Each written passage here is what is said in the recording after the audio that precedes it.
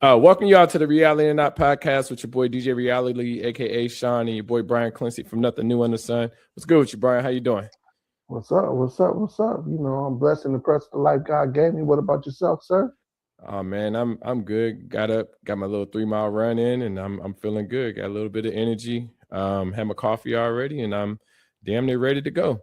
So man, hey man, I I want you to play something for me if you can, man. If you got it available.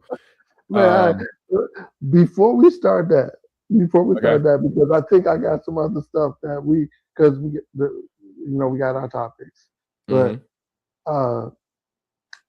social media gives a platform to people, and I don't know what I want to ask you is, do you think social media affects the way you look at yourself?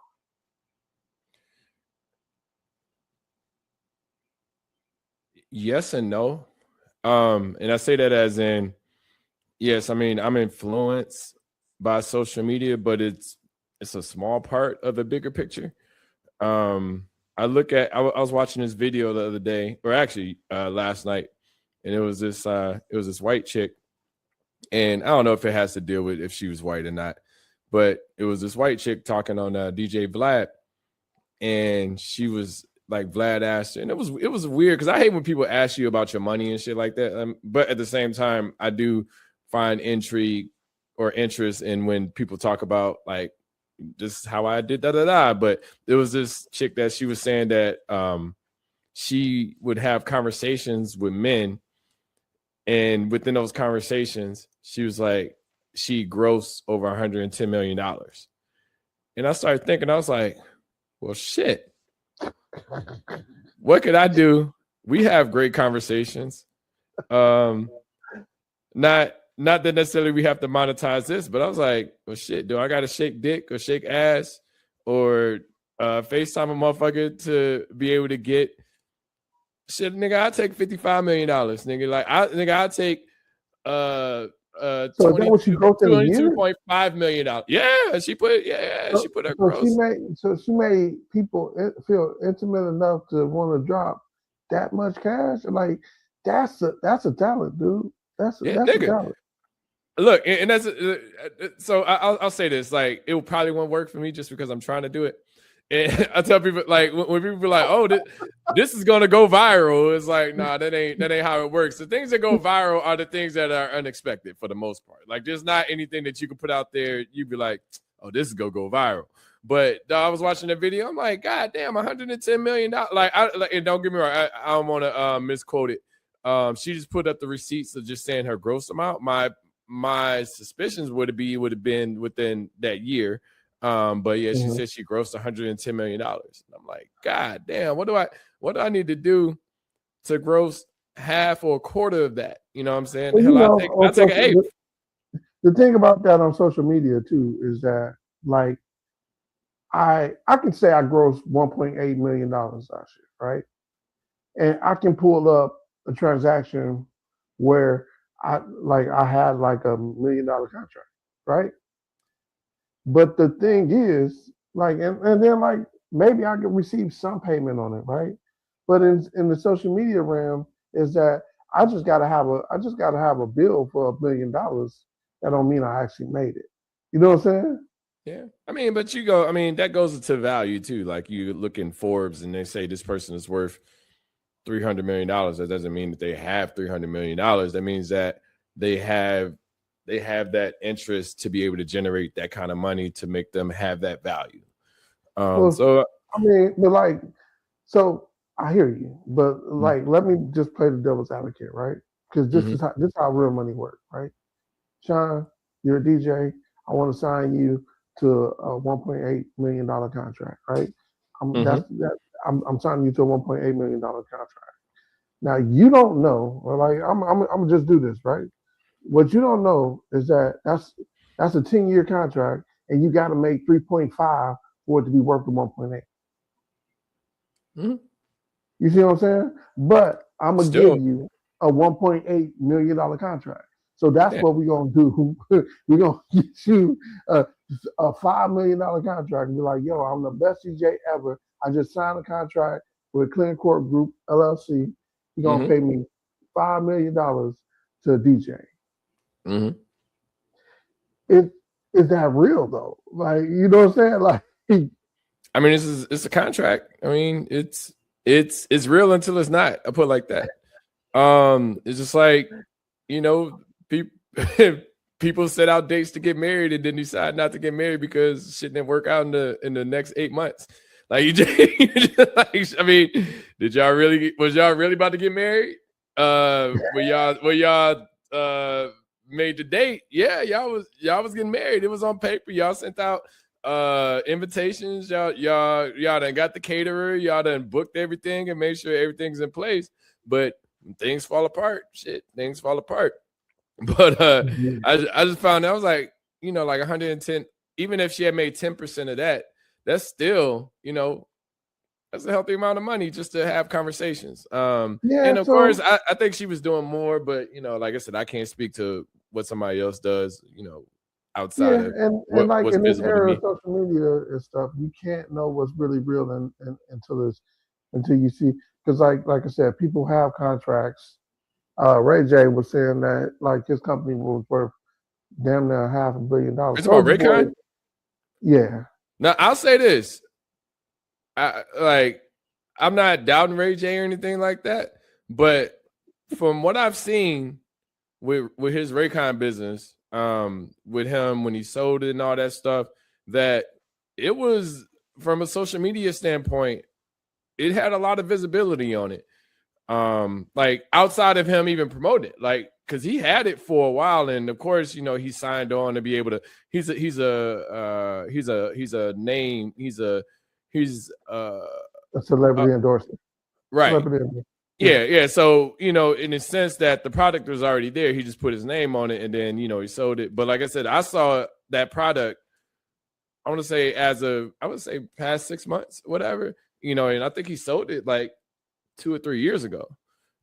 So Ray J, but Ray J be lying too, though, so I don't know. So because, you know, I mean, you know, niggas that make up shit to make you interesting, right? Like whenever I watch him on the Breakfast Club, whenever I watch him in interviews and stuff like that. So, you know, a part of that plays this part in how I view your product, you know. But I mean, Soulja Boy be lying at times too, you know. You say I'm the best rapper in the world. I did all of that, and it's cool. I mean, that's what it takes as a entertainer. He did change the game. He did change the game on this internet stuff. But like, I think he was like the original first internet dude to go multi-platinum without having a deal. You know, between ringtones and everything. I think him and T-Pain made a whole lot of money. But I'm just tired of every nigga got to be the first. Like, that's some shit that exhausts me. Everybody got to be the first to do da da da, and be like, I'm the first. But it's BS stats though. You know what I'm saying? It's like I'm the first cat to have 8 rebounds in a quarter. No, nigga, no. Look, you brought up a great point. They were talking. I was watching on Gilbert Arenas, and they were saying how they dumbed down the stat of two-way players just to include Draymond Green. Now, I like Draymond Green, but it was saying how the stat was like every nigga that was on that list initially, it started out as 30 points. The first person to ever average 30 points, 9 rebounds, and 8 assists as a two-way player. And to include Draymond Green, they was like the only players to ever average 14 points, 9 rebounds, and 8 assists. And then it had Draymond, but then it had like LeBron and all these other niggas. Like, Draymond is a talent, but you know, you can lower the stats and say anything. You be like, I could be the first nigga. I mean, he could be the first that never made the NBA and never scored a point. Years, right? No, think about it. I'm one of the first NBA niggas that DJ, or I'm one of the first NBA players that never played in the NBA that DJ that own a house in Decatur. You know what I'm saying? Like, right. It's like shit like that you can make up. And you can go and put that on social media and be that person, right? I mean, that is you, right? Yeah. But like, going back to the whole social media thing, like I didn't realize how much like Dr. Cheyenne Bryant, right? Mm-hmm. She got the 3 A's, right? Mm-hmm. She's articulate, she's attractive, and what's the third A? I had 3 A's. She's articulate, attractive, and Asshole. that was no dang, I didn't lost my train of thought.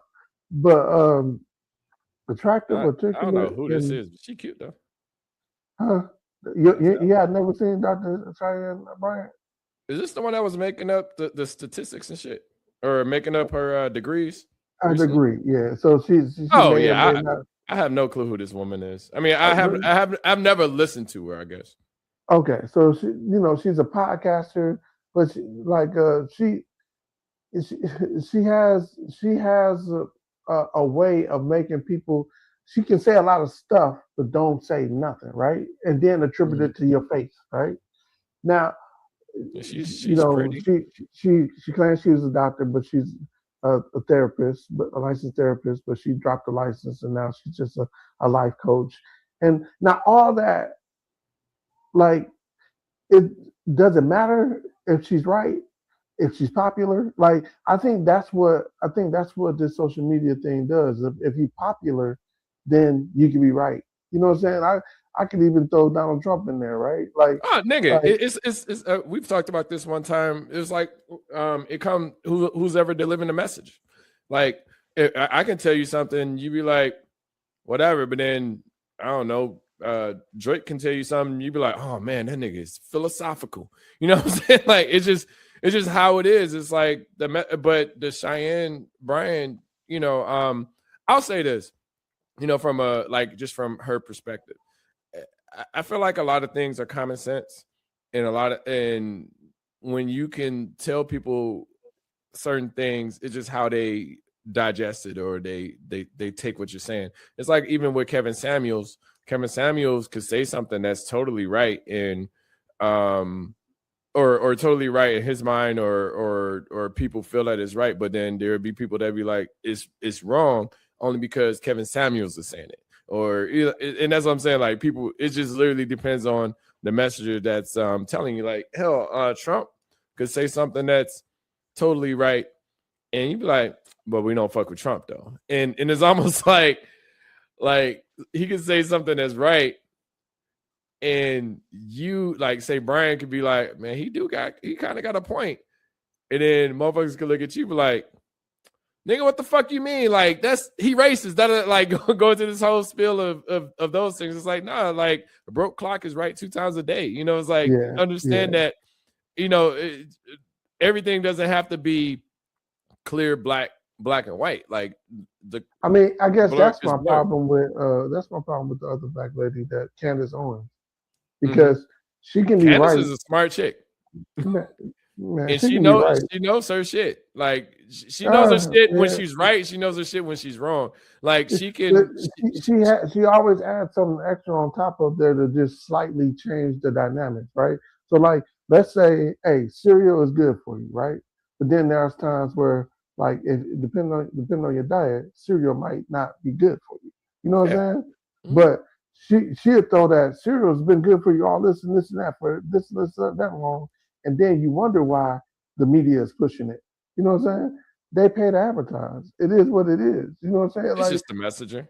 I mean, nah. I've seen Candace spew bad shit. I've seen Candace spew shit. I'm like, that actually makes sense, in the way that she explained it. But I guess it's kind of finding a balance of using your power But, for good rather than evil. but So, making sense and being right and wrong don't make like so. If it makes sense, and then you tilt it to where it's like, hey, black people are traditionally Republicans, traditionally have conservative views, which I believe, right? We a lot of black people have conservative views, right? mhm. But for you to say like that's the like for you to say a party of people that don't fuck with us, that don't want us to vote, that constantly put stuff in between us. You know what I'm saying? To vote. then you kind of skewed your message. So like again, another one of those people that you know they get the juices flowing, the controversy flowing, and then all of a sudden, like it's better to be popular than be right. But and to your point, being a parent, I see that all the time. Where like I'm telling my son stuff, I'm like, yo, you do this, that, right?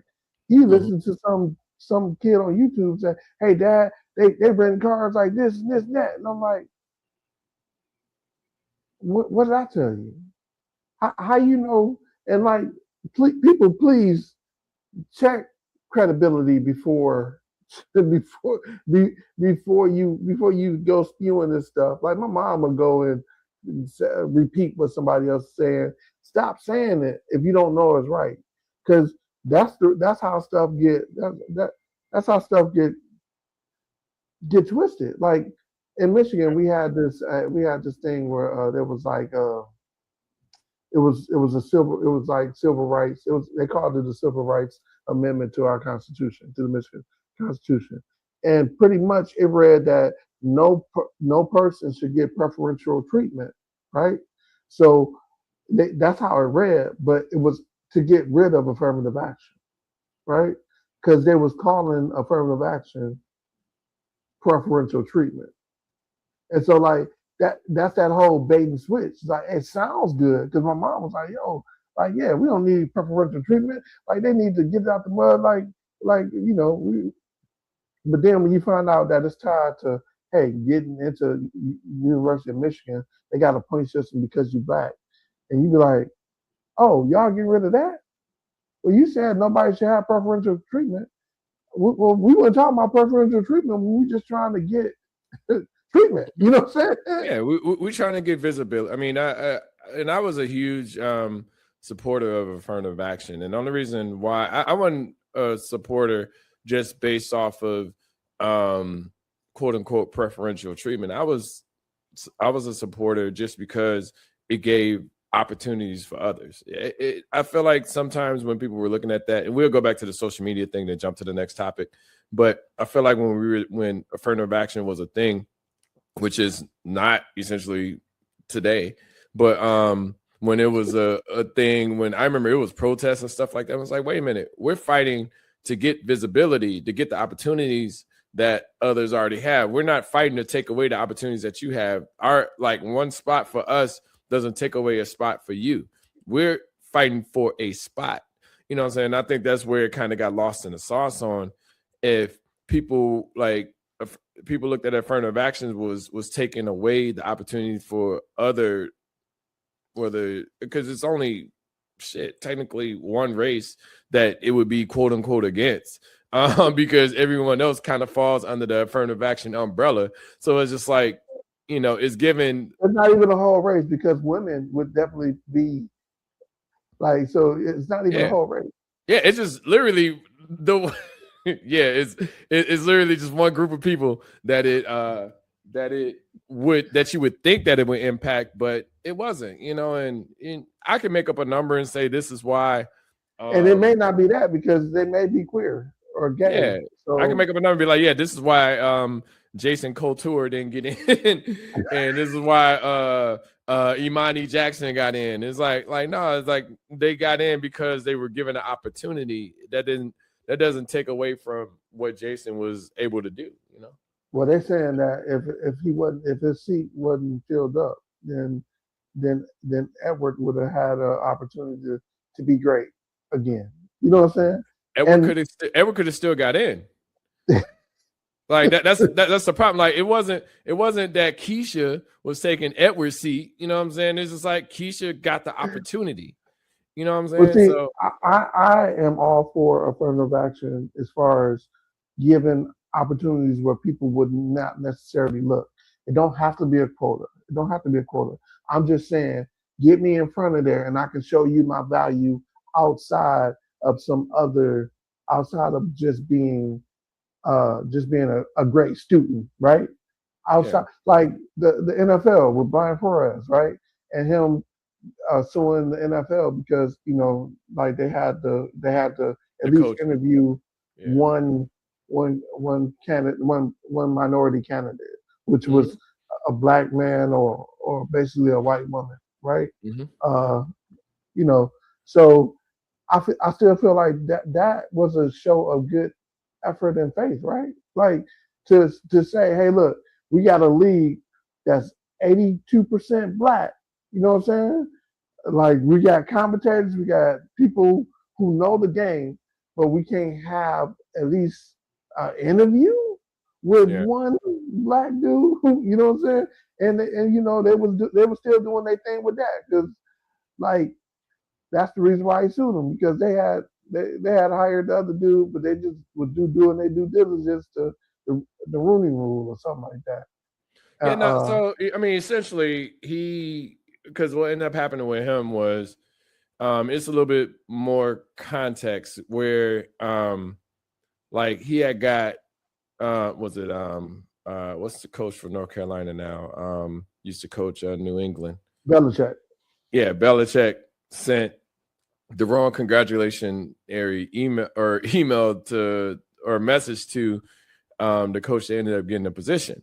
But it was Why? like Both days. of them were from the Belichick tree, right? Yeah, it was like days ahead. So Yeah. it's like, well, how did that end up happening if I just interviewed for this position? But I mean, I think life, I don't know, man. We can't. It's tricky with that situation because for us, I mean, of course, I mean, people hire internally within these companies, but they still go through their due diligence to do an interview with you. But we don't really have a lot of ground to be able to say, well, that was prejudice or racist or anything like that because we just don't have that footing within that company. But I mean, he's already in the NFL, so I guess it makes it a little bit easier for him to be able to do that. But that happens all the time, where we just bring in all of the people that we say we're interview with, even though we've already made a decision on who we're going to go with. So Yeah, but then I just don't see it as, I see it maybe prejudice. I just don't see it as a racist thing, but I can be totally wrong. So I think it's the opposite way around. I think if you control the jobs, then you can be racist. If you can't control the jobs, then you can be prejudiced. So like, but the prejudice part of it is that, like, is the scenario that I just gave is that I interview Edward Smith on Wednesday, then I interview Brian Flores on Thursday. I really like Edward. I'm going to pull a trigger on Edward, but I'm still going through the due diligence of doing the interviewing. That's not a racist thing. That's the preference thing. But the racist part about it is the only reason why you kept the interview with Brian is because you wanted to follow the NFL policy, right? And but that got Brian in the door. That helped him get in the door. That shouldn't work against him. If that makes sense. Like it shouldn't work against them, but it got them. I mean, they could have just canceled the interview but they just went through it. Yeah, they could. If you were that impressed, cancel the interview. Don't waste my time. Like, don't waste my time. So, like, but you know what? I got a shirt that say I'm rooting for everybody that's black. But I get it. I mean, I want everybody to get the job, and I want, but it's just like when you deal within the corporate structure or stuff like that, like you just got to know that everything isn't going to work in your favor. I just think like everything that came after with the Belichick emails and stuff like that, like I think that was the part that gave him a little bit more solid foundation to be able to handle it. So when the game been rigged, you know what I'm saying? Like that's a pun to one of our one of our topics. But when the game been rigged against people, when the game been rigged against a certain group of people anyway, you kind of feel like that. You know what I'm saying? Oh, definitely. Like, I mean, yeah, no, I think he was hurt that, you know, he wasn't able to get the opportunity. He was really, you know, going for it. But like, I wouldn't attribute that one. I would consider that one more or less like they've already made it. Like I said, I'm just saying it from I can't, like, on the outside looking in, it feels like it's more of a they had already made a decision but they still decided to go through with the interview. So I couldn't tie. Only part I can tie to the racist or prejudice part of it is the fact that they had to still go through with the interview because it was a minority candidate. But I see that as a kind of a plus, you know what I'm saying, from the visibility standpoint. I feel like they should have rewrote the rule rewrote the rule to interview the minority first. Right. Then I feel like the rule, in my opinion, is just almost just a version of affirmative action at the highest level. You know, so it just makes and that's what I was saying. I agree with that type of, like, just give me an opportunity to be in the room. You know what I'm saying? Mm-hmm. And then I'll tell you what I can do. If you're still looking for a culture fit after I've showed you what I can do, then I'll take my talent somewhere else. And I mean, and pretty much like I said, like I was saying, I got a T-shirt that says I'm rooting for everybody that's black, but I'm not rooting for Clarence Thomas. Fuck that nigga with gasoline draws on. You know what I'm saying? Like it's some black people that I would never root for, and that's Clarence, because he's one of the people that wanted to close the door on affirmative action, even though he benefited. So like you got slime. That's how he damn near got his seat. Huh? That's how he damn near got his seat. I mean, the fact that he replaced Thurgood Marshall, that's crazy. And like you look at him and you think about his ethics, and like it's crazy that the Supreme Court doesn't have to have an ethics policy. And you're like, dog, if any people should have it, it should be the Supreme Court, right? Yeah. Right. Hey, let's do this, because I think we can. Let's go back to the social media in front of you. So from the social media standpoint, because we could go down the whole line of coons, but from a social media in their views, it does impact me, but I don't let it drive me, and I think that's the difference. Like, I see the trends, I see the things that are popular, but then I try to understand what's, you know. So as an example, right? You say the Drake album came, or the 3 albums came out last week, right? And it's damn near only been a week. And I actually think the albums are pretty good, but I'll say this: good or bad, you like them, you don't like them. That's all I heard about on timelines. Like, as far as I'm saying, like, social media has that imprint that, and this is where, you know, a lot of people don't realize this with like how music used to have an impact, at least on us. And music had it was sold to us in a package. It was like a rollout. It was like, okay, here's their first video, here's their here's their street single, here's their popular song, here their album, here's their release date, here's a video or two before.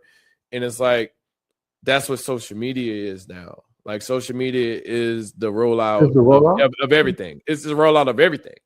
And it's like it can control certain amount of individuals, then, because people could look at my social media and be like, well, you only post memes, workouts, food, and podcasts and shit. Like, and shit when I DJ, you know, like, I'm like, well, yeah, you know, that's why I even, like, say for instance, I'm like, when I'm dating someone or anything like that, like, I really try not to pay attention to their social media, just because social media has that impact that if I'm just looking at your social media, then what's the reason to even talk to you?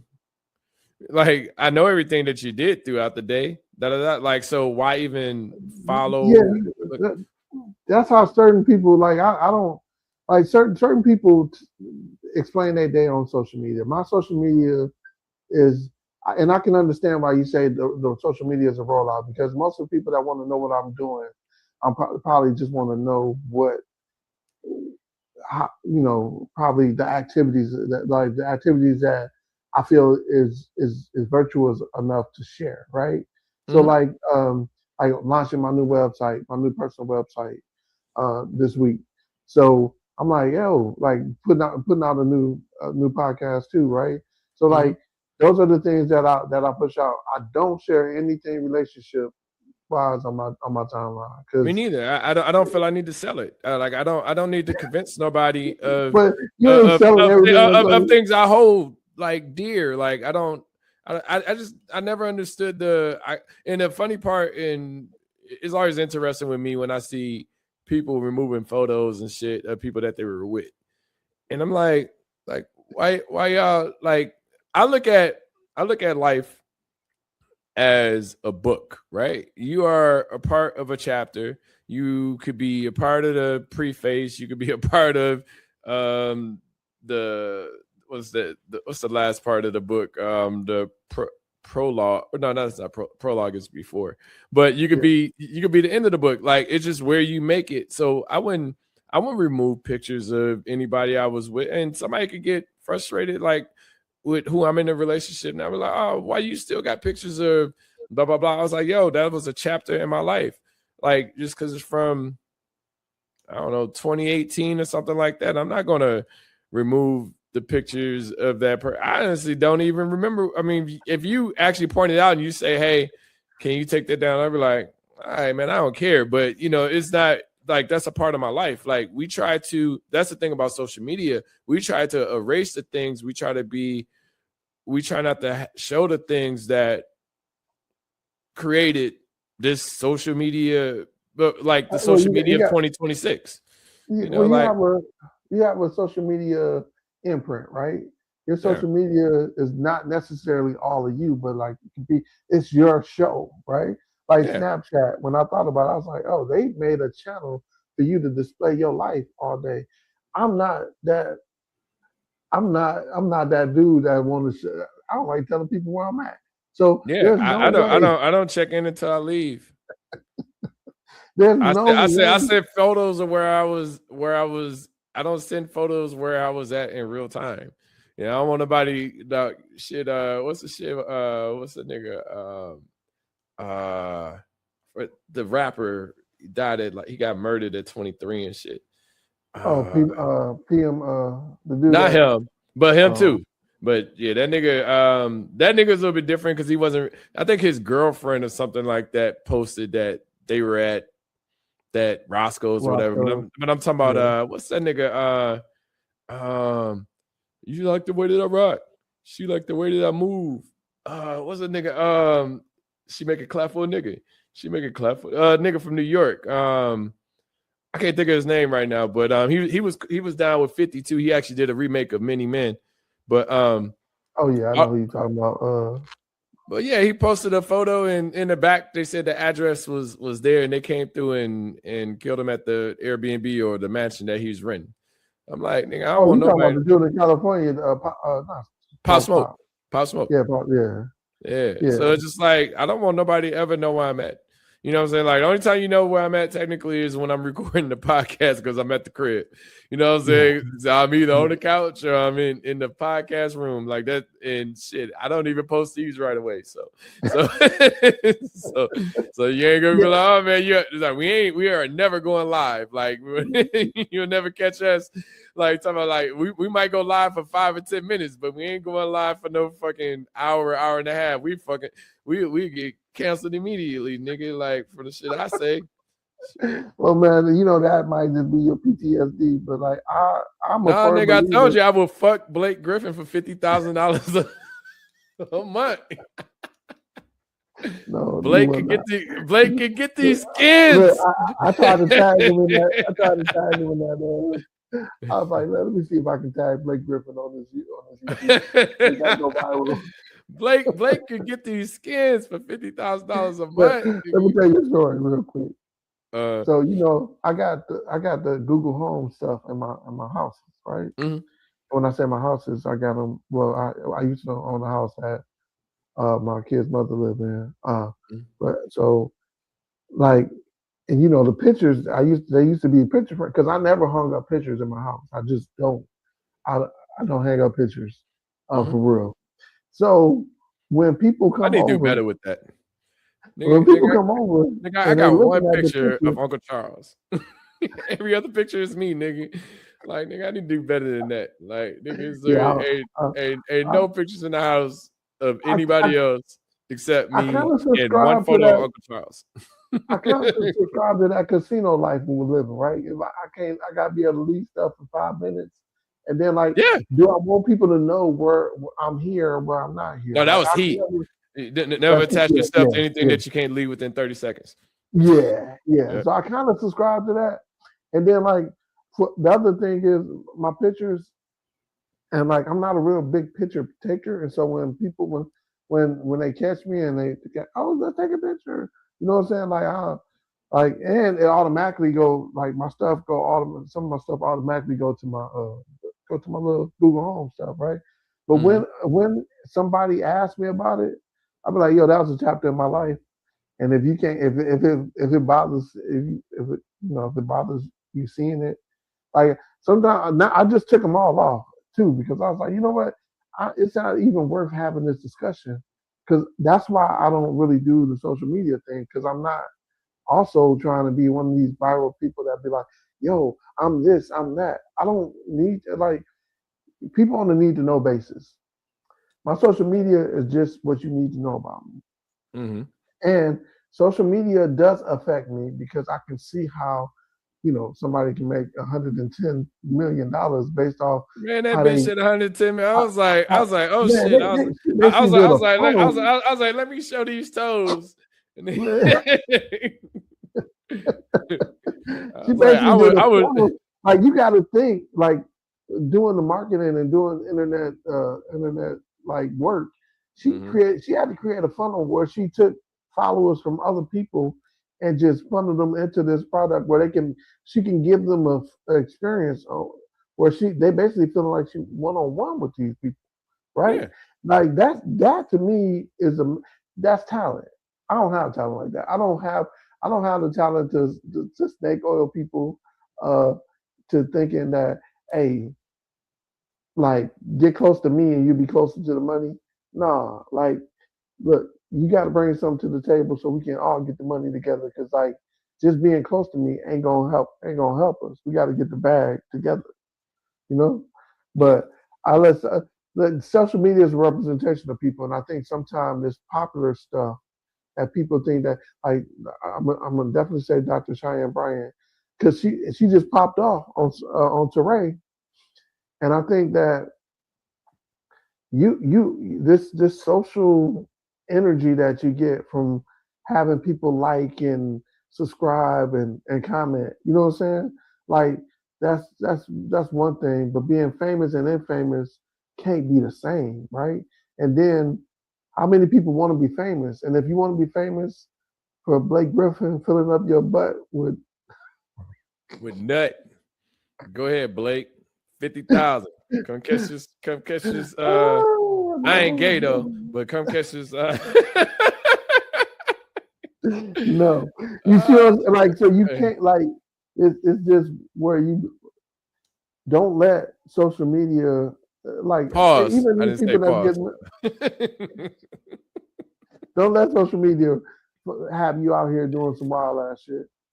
Yeah, no, I feel you. Like like you said, it's definitely integrity in the things. I can't subscribe to selling somebody a fantasy. No matter what the value is. I just don't. I can't invest in trying to dupe people. I never, and not I want to say dupe people, but I feel like some of the things or some of the tactics that people do as far as popularity, like you said, famous or infamous, like are not I want to say godly, but they're not ways that I feel that I need to subscribe to be successful. And then what I want to also point out, the dude Derek that used to be in this car telling women that they need to let these dudes go and follow their purpose, and this nigga was cheating.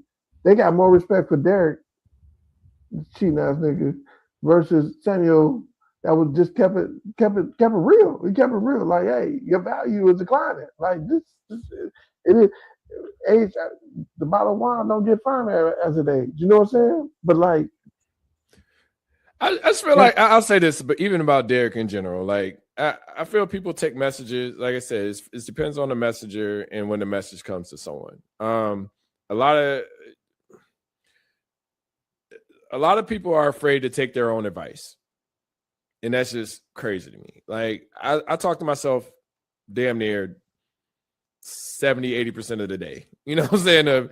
Of why I didn't do this, why I could have done this way, why da da da da. So even when people come in and offer that advice, especially from a social media standpoint, like I just take it with a grain of salt. Like it could be something that I can relate to at the time and be like, okay, this kind of makes sense. Then I can listen to something else. I'm like, why in the hell are they pointing people in the total wrong direction of mentality? Like it was like that video that I sent the other day with the chick and the dude going at it, and it was just like I've been a part of those conversations where it's like he's like someone's voicing to you, this is why I don't date a particular race or whatever, and you're just taking it as you're being racist and blah blah blah. I was like, no, two things could be right at the same time. Not necessarily to say that he was being racist, but he was just choosing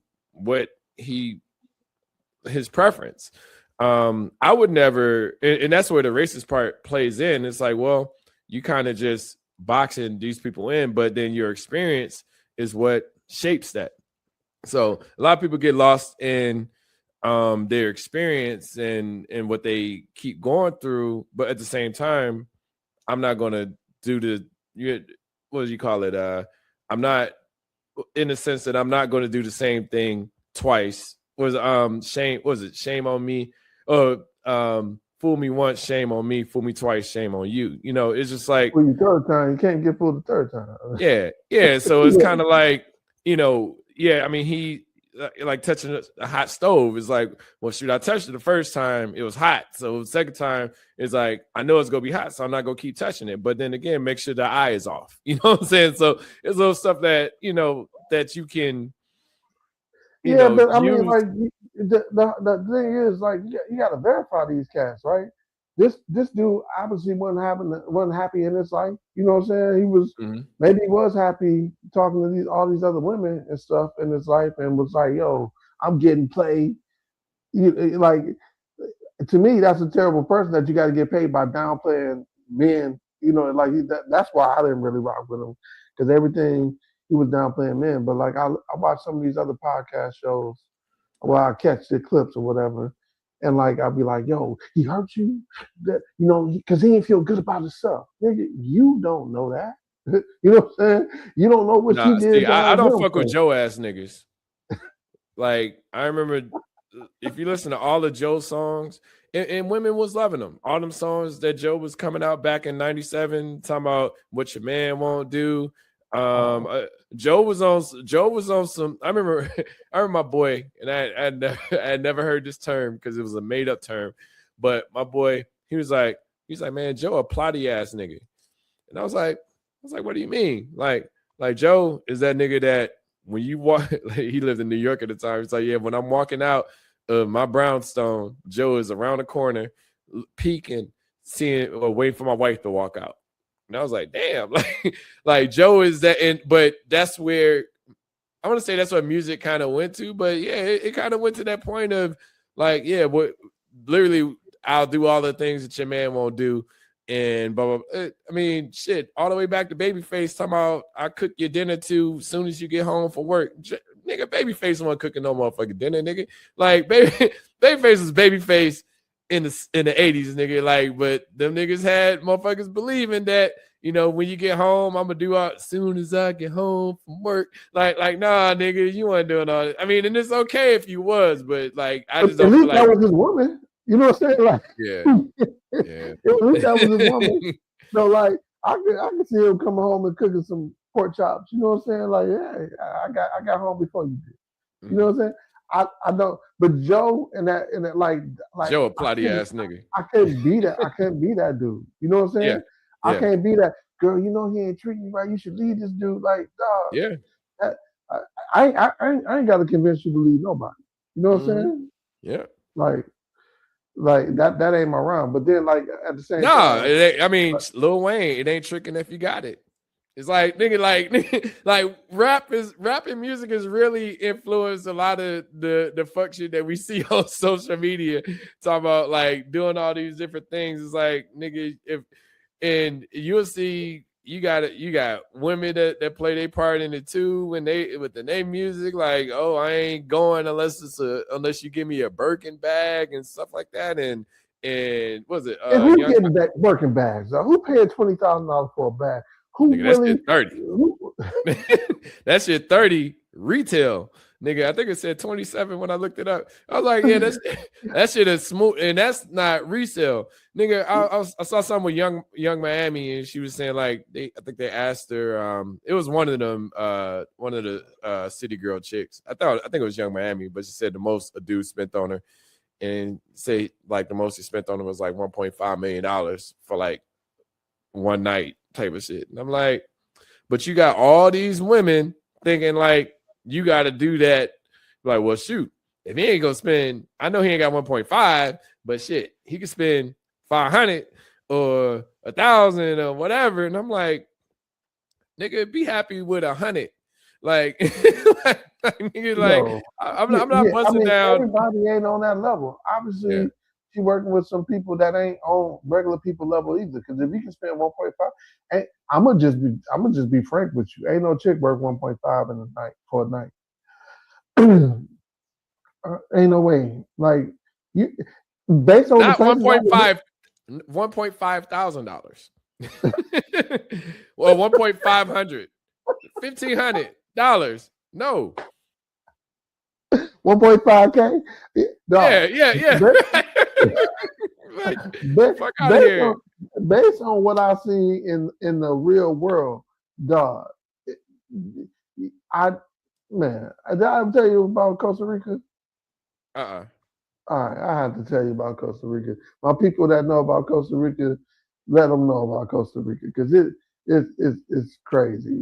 I want a full story about Costa Rica. Now, this one thing I want to give a little preface. And I know we got to drop soon, but so my mom went to the hospital the other day, and I'm not in my hometown. My sister's not there either. So we were trying to figure out like, well, either we send her, like we pay for this whole shuttle thing to get her home. I think it was like maybe $70 or something like that. Or we just have somebody come and pick her up. So me personally, I was like, well, let me try to see if I can find a family member that's there that can get her. So, we're talking on the phone to the hospital, to the doctors at the same time. And I was like, well, let me click over. And that's when I called you. I was like, Brian, you at home, da-da-da. He's like, well, no, I'm not. I'm at my other house, da-da-da. I was like, okay, cool. Well, you said I'm not in town. I was like, okay, cool. Well, like my mom's at the hospital. Is there any chance that you know anybody that go pick her up? He's like, well, let me call CC and see if that's a possibility. So you got the phone. I click back over, still talking to them about all of the medical stuff. Then you call back. He's like, hey, she's able to go and pick her up. I'm like, all right, cool. So nothing to schedule or anything like that. So when CC gets there, and like I said, I don't want to fully tell it from, this is what I got from you, but you was like, when CC got there, it was another shuttle already there to take her. So essentially, they got there at the same time. So she was coming in the room at the same time, and the transport people was coming in at the same time.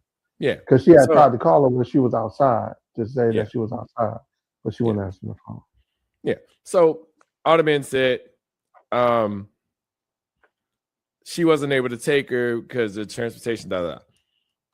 So I call. Well, my sister ends up texting us. Whatever. So kind of find out there's a shuttle. Blah blah blah. So I call you. I'm like, hey, my bad. Da da da. I thought, but this was my understanding. We needed somebody, and I clicked over and said, hey, Brian has someone coming to go get her. So I didn't understand the whole shuttle thing, but that's not the big deal. So I talked to my mom, called her the next day, it was the next day. Called, I was like, hey, everything is cool, blah, blah, blah. So everything's fine, blah, blah, blah. But then I was like, well, hey, can you do me a favor? Can you just call Brian and say thank you, just for giving her like for showing up. She's like, wasn't nobody there. No, she said, when did they show up? I was like, they showed up to give you a ride. I was like, CC showed up to give you a ride. Like, it was 20. I'm gonna give people context. It was 20 minutes in between the call and her actually getting there. Yeah, it wasn't. Yeah, it wasn't. I mean, in the whole idea, an hour. It wasn't 45 minutes. It was like 22 minutes. And even the doctor was telling us like it's gonna be like a few hours before they can even do it. So I was like, well, shoot, I don't want to just sit in there. So like you said, it's only 20 minutes in between that. I'm glad you add that context. So, she was like, well, why I gotta thank them? I didn't. But I was like, because somebody went out of their way to help you. And I reached out. I didn't have to reach out. I mean, I did it. I'm not trying to get kudos for that or anything like that, but I reached out just because I'm like, well, everybody, this is a situation. Nobody wants to spend $70 to take somebody 5 minutes away. And I was like, well, why don't we just, I was telling my sisters, like, well, why don't we just Uber? And it's like, well, that might be it. Like, mom get like that kinds of noise or whatever. And I'm like, that couldn't be no more than like a $15, $20 Uber ride. It's Muskegon, whatever.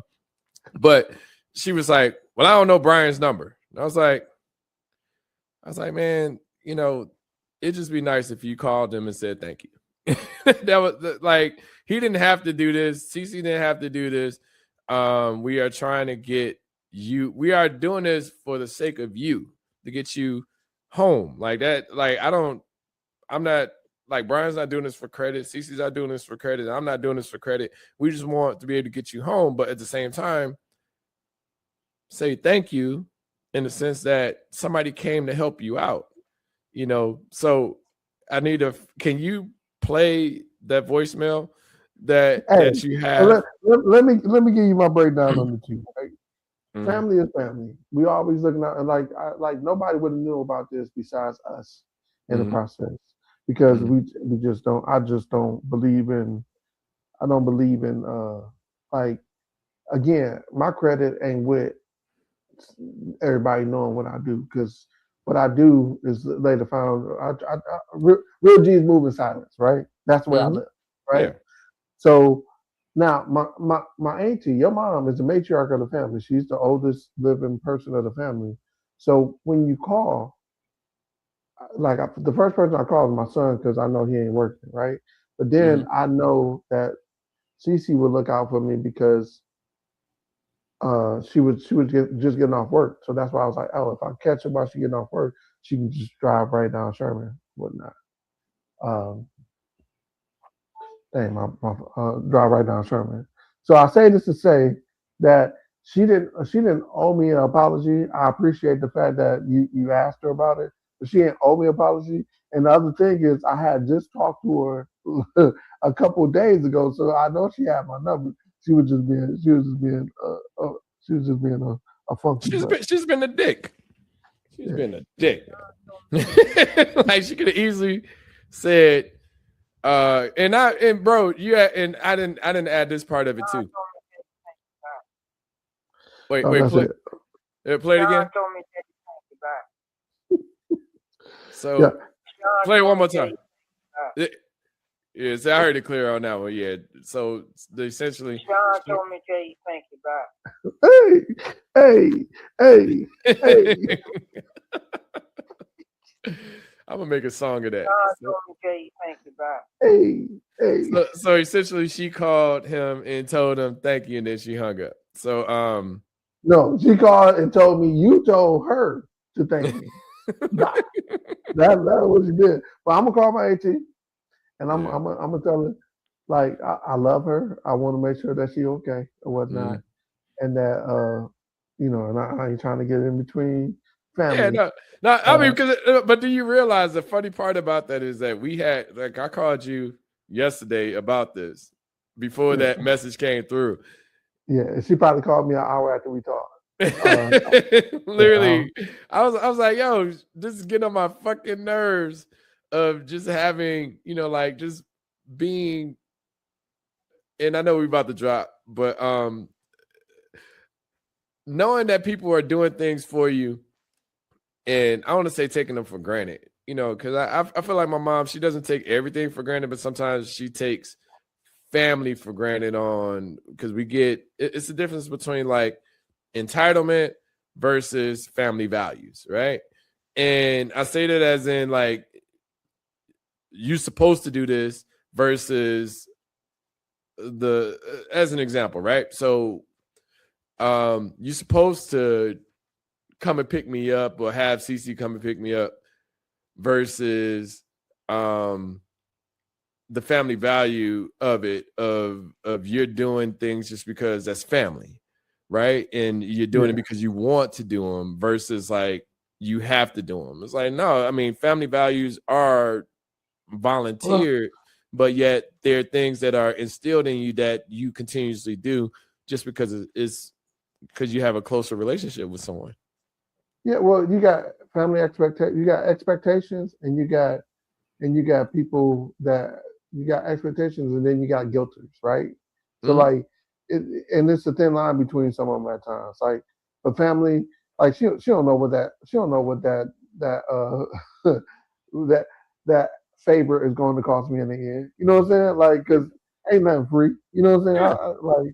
Like she don't know what you might have been beefing with CC at the time, but but I mean, you don't know what's behind the effort and the energy to make sure that you're safe or you're at home and stuff like that. And that's why I tell people all the time, like, you don't know what people are going through. You got to be conscious and aware. Like that's the empathy part of I'm gonna just say relationships, but just being kind.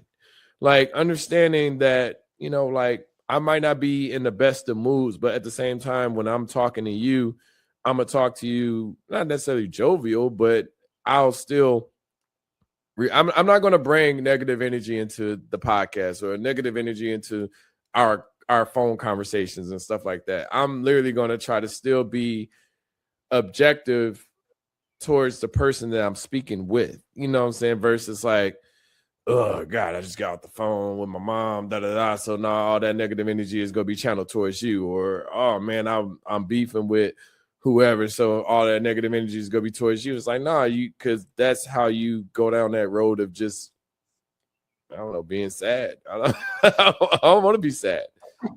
Like fuck that. Like nigga, I have more good days than bad. Fuck all that. Like, y'all, you ain't about to rain on my parade. I'm like, okay, cool. All right, well, shit, you gotta go. You can't be in here. Like, if you just want to be negative Nancy, like you gotta do something different. So shape up and ship out. Shit.